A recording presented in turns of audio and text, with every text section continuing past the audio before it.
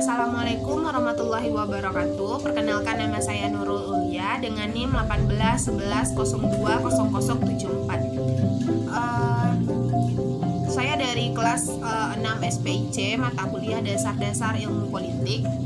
Pada kesempatan kali ini saya akan mempresentasikan mengenai makna demokrasi dan hal-hal penting yang terkait dengan demokrasi.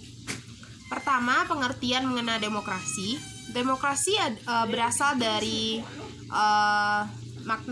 bermakna dari demos dan kratos.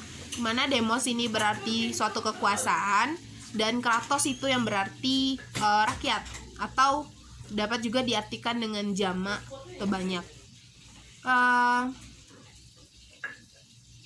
Artinya, kebijakan, keputusan diambil berdasarkan keputusan bersama, bukan dibuat untuk kepentingan pribadi, tetapi berdasarkan kesepakatan, di mana kesepakatan ini mencakup semua orang yang di dalamnya. Jadi tidak untuk kepentingan pribadi. Dalam Islam sendiri, demokrasi itu merupakan prinsip syura atau musyawarah mufakat untuk mengambil suatu keputusan. Negara yang demokrasi adalah negara yang keputusan diambil berdasarkan keputusan bersama, bukan dibuat untuk kepentingan pribadi, tetapi berdasarkan kesepakatan.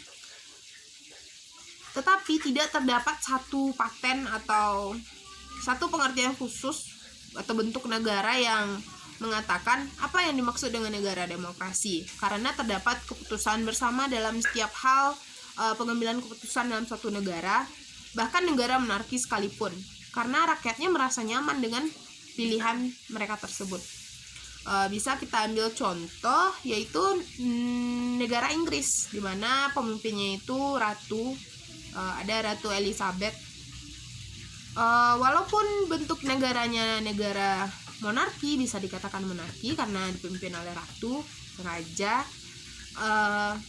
tetapi mereka juga dapat dikatakan dengan negara demokratis, di mana rakyatnya merasa nyaman dan mereka menganggap bahwa Ratu Elizabeth inilah yang menjadi penyatu di dalam masyarakat Inggris itu sendiri.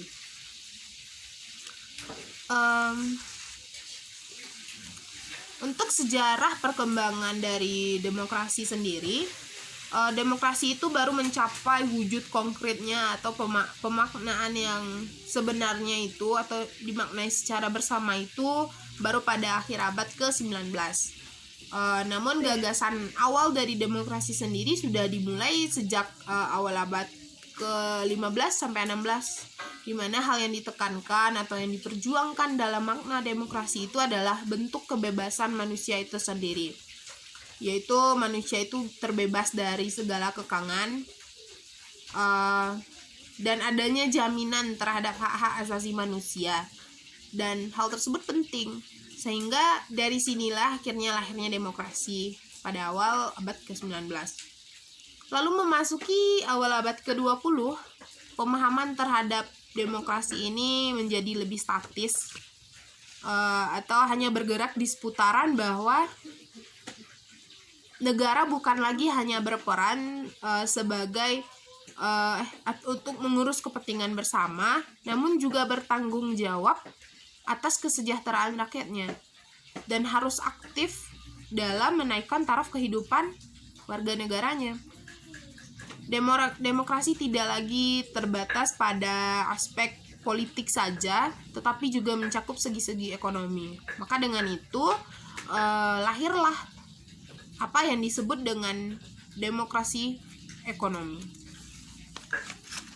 Dari perkembangan dari makna demokrasi dan sejarah bagaimana demokrasi itu ada, maka lahirlah syarat-syarat dasar untuk terselenggaranya pemerintahan yang demokrasi di bawah rule of law.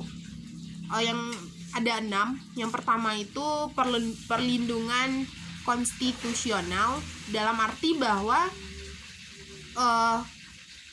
konstitusi selain menjamin hak individunya, harus juga menentukan cara atau prosedur untuk memperoleh perlindungan atau hak-hak yang dijamin tersebut. Sehingga selain menjamin perlindungan konstitusionalnya terhadap individu ini, harus juga ada rule atau cara atau prosedur untuk memperoleh perlindungan tersebut.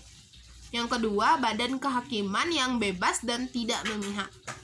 Yang ketiga, adanya pemilihan umum yang bebas. Yang keempat, kebebasan untuk menyatakan pendapat. Yang kelima, kebebasan untuk berserikat, berorganisasi, dan juga beropini. Yang keenam, adanya jaminan pendidikan kewarganegaraan. Lalu kita masuk kepada perkembangan demokrasi di Indonesia, di mana Indonesia ini kita kenal dengan negara demokrasi, dan tentu ada perkembangan bagaimana demokrasi di Indonesia itu berjalan. Tentu mengalami pasang surut dari awal bagaimana Indonesia mendapatkan kemerdekaannya. Dan masalah pokok yang dihadapi bersama oleh masyarakat Indonesia itu adalah bagaimana menghadapi masyarakat yang beraneka ragam pola budayanya. Maka disinilah peran pentingnya pemerintah dalam membina kehidupan sosial dan politik yang demokratis. Jika dilihat dari sudut pandang perkembangan demokrasi, sejarah Indonesia itu sendiri dibagi dalam 4 masa. Masa yang pertama yaitu masa Republik Indonesia yang pertama, itu dari tahun 1945 sampai dengan tahun 1949. Masa ini dikenal dengan demokrasi parlementer, di mana peran yang menonjol itu adalah peran dari parlemen serta partai-partai politik. Yang kedua yaitu masa Republik Indonesia II, itu dimulai pada tahun 1949 sampai dengan tahun 1965. Masa ini dikenal dengan masa demokrasi terpimpin yang dalam banyak aspek pada saat itu sudah banyak menyimpang sebenarnya dari landasan demokrasi konstitusional itu sendiri. Yang ketiga, masa Republik Indonesia III, yaitu pada tahun 1965 sampai dengan tahun 1998. Ini dikenal dengan nama atau masa demokrasi Pancasila, di mana hal yang menonjol itu adalah sistem presidensial. Yang keempat atau yang terakhir yaitu masa Republik Indonesia IV. Itu berjalan dari tahun 1998 sampai dengan sekarang, di mana masa ini dikenal dengan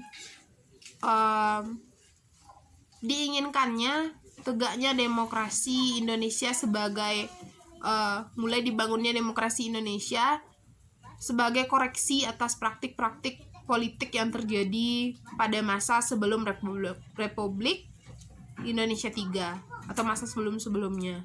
Jadi masa ini dikenal dengan lebih kepada melakukan koreksi-koreksi dari tahun-tahun sebelum Indonesia merdeka, sebelum memasuki tahun 98. Mengenai demokrasi yang dianut di Indonesia yaitu demokrasi berdasarkan kepada Pancasila. Masih dalam taraf perkembangan dan mengenai sifat-sifat dan ciri-cirinya terdapat berbagai tafsiran serta pandangan.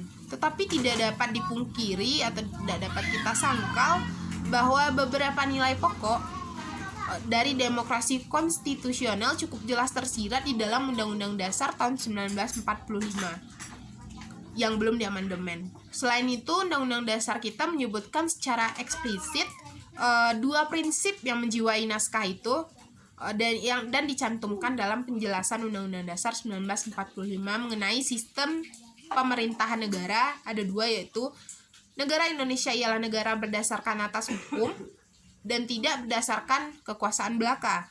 Yang kedua, sistem konstitusional pemerintahan berdasarkan atas sistem konstitusi atau hukum dasar, tidak bersifat absolut atau kekuasaan yang tidak terbatas.